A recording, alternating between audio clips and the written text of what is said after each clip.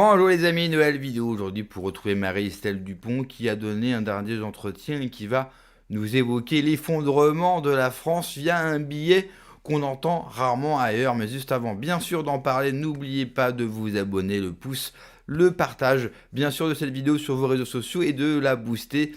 Regardez dans l'onglet commentaires si vous avez bien sûr la possibilité de le faire. On écoute Marie-Estelle Dupont et on en parle juste après.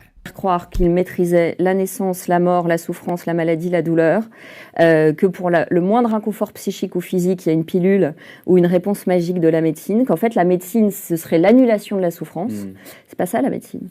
Et donc ça va être terrible les conséquences, on va rentrer dans un processus de contrôle. Et c'est ce qu'on voit avec l'euthanasie. C'est-à-dire que là, on est en train d'abord de piétiner complètement le serment d'Hippocrate, primum non nocere. On est en train de confisquer tous les droits des médecins et toute leur liberté, tout leur discernement et toute leur éthique. Et ensuite, on est en train de, de faire le boulevard dans les familles pour la fabrique du consentement, parce que quand même, on va dire à mamie que ce serait bien de la soulager de ses souffrances, parce que ce serait pas mal de toucher l'héritage. Et donc, on va, avec cette notion un peu dangereuse de consentement, rendre possible des manipulations très cyniques pour des intérêts qui ne sont évidemment absolument pas l'intérêt de la personne malade. À titre personnel, je ne crois pas au désir de mort. Je crois à la pulsion de mort, mais je ne crois pas au désir de mort chez l'être humain. Je crois que l'être humain a le désir de ne pas souffrir. Et je crois qu'une personne âgée qui est seule, qui est dans un état de déprivation sensorielle, qui n'est pas touchée, qui n'est pas entourée, qui n'est pas aimée, qui ne voit plus ses proches, dont la vie n'a plus de sens et dont le corps n'est qu'une vieille carcasse pleine de douleur, elle a envie d'arrêter de souffrir. Et nous, on l'interprète dans notre toute-puissance narcissique d'être moderne comme avec notre définition très matérialiste de l'être humain, où en fait ce serait qu'une mécanique qui à un moment donné vieillit, comme un désir de mourir. Mais vous vous apercevez que quand vous allez dans des services avec des personnes très âgées ou très malades, on le fait avec une association là, qui amène l'art à l'hôpital auprès d'enfants, dès lors que vous redonnez du lien affectif, du lien imaginaire, que vous posez votre main sur une personne âgée très angoissée parce qu'elle a mal et qu'elle sent qu'elle va mourir, mais elle ne veut pas mourir, mais en même temps, elle ne veut plus avoir mal. Il y a quelque chose qui s'apaise et cette personne se remet à avoir des désirs et des envies et à vous parler avec les yeux qui brillent des choses qu'elle a aimées dans son existence. Donc je crois surtout qu'on n'a pas du tout envie de se donner la peine de passer du temps avec ces gens parce qu'ils nous renvoient quelque chose de la finitude qui nous dérange, qui nous met mal à l'aise, que comme on a évacué la spiritualité de nos existences, on n'a plus beaucoup de ressources face à ça, et donc on veut le gommer. Mais je ne crois pas qu'il y ait d'intention de soulager quoi que ce soit, et je crois qu'une civilisation qui lève avec autant de légèreté l'interdit et le tabou du meurtre, c'est une civilisation qui se suicide en réalité.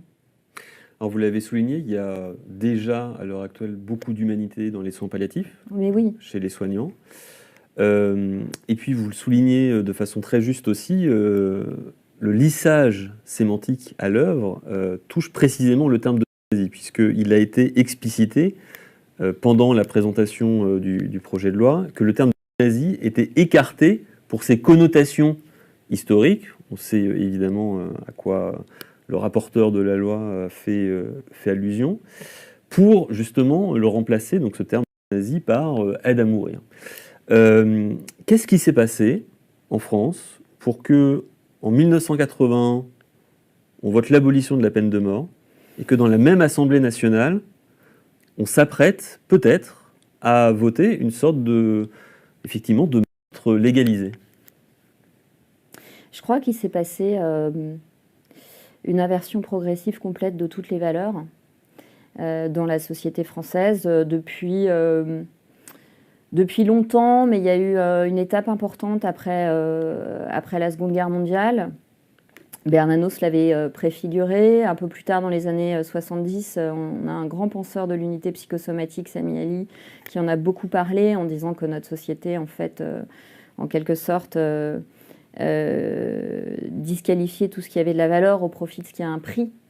Et donc, à partir du moment où vous avez une anthropologie exclusivement matérialiste, où l'être humain est défini par ses besoins caloriques, sa rentabilité économique, ce qu'il consomme, ce qu'il dépense et ses conduites, la notion d'âme, la notion de subjectivité, la notion de singularité des situations n'a plus aucune importance.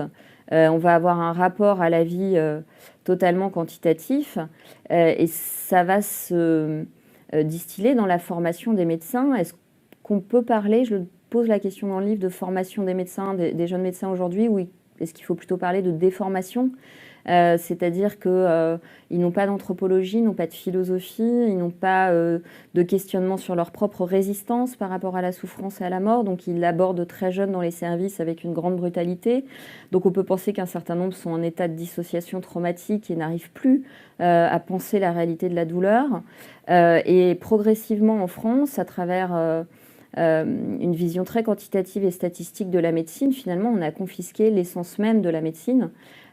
Puisqu'on fait appel aux médecins et on les instrumentalise pour des techniques qui ne sont pas du soin. L'euthanasie n'est pas un soin, la GPA n'est pas un traitement de l'infertilité, et donc ça se distille petit à petit dans l'esprit des gens avec une banalisation totale, une dévalorisation totale du sacré de la vie. Mais si l'être humain n'est qu'un amoncellement d'organes, il n'y a plus de sacré. Et s'il n'y a plus de sacré, tout est permis. Et comme l'horizon de l'existence humaine serait de jouir sans entrave, finalement, ça justifierait de tuer quand il y a une entrave au plaisir. Alors, il y a un article de loi qui fait beaucoup de débat donc, dans ce projet de loi. Alors, le fait qu'il soit voté ou pas, et qu'il soit surtout intégré à la loi française in fine, ce sera au plus tard en septembre, n'est peut-être même pas la question. Le fait même que cet article existe pose déjà à mes yeux un problème. Cet article, c'est celui du délit d'entrave à l'aide à mourir. C'est-à-dire que, tel que le texte le formule actuellement, si une personne précisément soit en soins palliatifs, soit dans le proche entourage de la personne concernée, essaie peut-être de parler avec la personne concernée, donc par l'aide à mourir, donc pour l'inciter à continuer à vivre, elle est passible soit d'une amende, soit d'une peine de prison, on ne sait pas encore. Bien sûr. Qu'est-ce que ça signifie ? Une confiscation, une instrumentalisation totale par l'État de la médecine. C'est-à-dire qu'aujourd'hui, les médecins ne sont plus des êtres qui marient la science et la philosophie. Ce sont des fonctionnaires parmi tant d'autres qui seront menacés de poursuites, de suspension, si ils disent à un homme qu'il ne peut pas être enceinte, si ils refusent par éthique, s'ils disent à une patiente qui vient pour son 10e madame, allez voir quelqu'un d'autre et pensez à prendre une contraception pendant vos rapports sexuels. Ils disent non, madame, je ne vais pas vous faire cette injection. Donc en fait, on est en train de leur confisquer totalement leur liberté et de jouer à saute-mouton en fait avec l'éthique qui préside normalement à toute pratique médicale. Donc en fait, on a une accélération considérable de la technique et des possibilités techniques. On s'est raconté après la Seconde Guerre mondiale que pour éviter l'horreur du totalitarisme, c'était une société qui allait adorer le progrès technique, qui permettrait que l'idéologie ne prenne plus jamais le dessus. Et en réalité, c'est ou d'une naïveté ou d'un cynisme sans nom, je n'en sais rien, parce que la technologie, elle est toujours un outil pensé par quelqu'un et utilisé par quelqu'un. Et on voit bien là comment l'intelligence est au service de la destruction et non pas au service de la préservation de conditions de vie suffisamment humaines pour que les gens n'aient pas envie de se suicider. Tout cela est bien sûr voulu. Quand vous voulez détruire une société, vous allez vous attaquer à ce qui peut nous unir. Et il fallait détruire l'individu que nous sommes. Et il fallait détruire la communauté que nous sommes par ce qui nous relie. Alors, ils se sont attaqués en premier lieu, bien sûr, à la religion. C'est une des premières choses qu'a mis en place la République. La République, elle a mis deux choses en place. La première, c'est le libéralisme. Oui, c'est elle qui va mettre le libéralisme, notamment sur les prix. Car avant, dans l'Ancien Régime, les prix étaient surveillés et mis en place par la royauté pour éviter, bien sûr, un jeu de bourse sur les prix et que la population puisse toujours se nourrir au même prix et éviter que les marchands, toujours les mêmes, s'amusent bien sûr à faire monter les prix en fonction de la demande. Ensuite, il faut s'attaquer à la religion. La religion, ce n'est pas seulement une croyance en un Dieu. C'est surtout pas ça, surtout en France. C'est ce qui a fédéré les Français pendant 1500 ans, même un petit peu plus. C'est ce qui a permis au peuple français de faire communauté, d'avoir un lien entre quelqu'un qui habite dans le sud avec un Français du nord, avec un Corse, avec un Breton.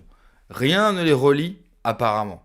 Si, une chose, la religion. Cette même religion qui a permis aussi de civiliser notre société, de bâtir des références et des interdits, d'élever et de faire progresser par une certaine compréhension, par la foi et par la grâce. Le résultat, vous l'avez aujourd'hui, nous n'avons en face de nous que des consommateurs. D'ailleurs, vous le voyez, dès qu'il y a une petite révolte, eh bien c'est chaque corps de métier qui va se révolter pour son précaré, et jamais pour l'ensemble de la communauté. Il suffit aussi de voir le comportement des gens, qui sont prêts à écraser et qui sont remplis d'incivilité parce que ce qu'ils comptent, eh bien c'est leur petite personne. Ce qu'ils comptent, c'est de pouvoir jouir sans outrage. Souvenez-vous de mai 68, il est interdit d'interdire. La boucle est bouclée. La religion était aussi un pare-feu à la décadence, un pare-feu pour empêcher les gens de sombrer dans une folie nombrilisme, celle que nous avons aujourd'hui, celle qui empêche justement les gens de se révolter en groupe, de se révolter ensemble. La dernière fois où ceci a presque eu lieu, ce fut avec les gilets jaunes et ils ont été littéralement matés. Et aujourd'hui, ils s'attaquent à quoi ? Eh bien, tout simplement à la vie. C'était déjà le cas avec l'avortement, PMA, GPA, et là, aujourd'hui, ils vont vous donner la possibilité, quand vous le souhaitez, et peu importe l'âge, parce que dans l'extrait, il parle bien sûr des vieilles personnes, de nos grands-parents, mais dans la loi, n'importe qui, peu importe votre âge, si vous voulez mourir, on vous donnera cette possibilité, et si jamais vous vous opposez à cela, vous pourrez être condamné. La boucle est bouclée. Ils ont détruit l'espérance, la grâce, la foi. Bref, ils ont détruit tout désir d'avenir. Et il n'est pas étonnant que notre peuple, qui, pendant très longtemps et quasiment pendant toute son histoire, a été un des pays, non seulement en Europe, mais dans le monde, avec la plus forte natalité, aujourd'hui, les Français n'ont plus envie d'avoir d'enfants. Et aujourd'hui, les Français sont le premier pays consommateur d'anxiolytiques, de médicaments, parce qu'ils sont tout simplement angoissés, détruits de l'intérieur. Leurs âmes sont vides de sens, et c'est pour ça qu'il nous faut retourner vers ce que nous étions, si nous voulons, bien sûr, être sauvés. Merci d'avoir regardé la vidéo, les amis. N'oubliez pas de vous abonner, le pouce, le partage, de booster la vidéo. Prenez soin de vous, que Dieu vous protège. Allez, ciao.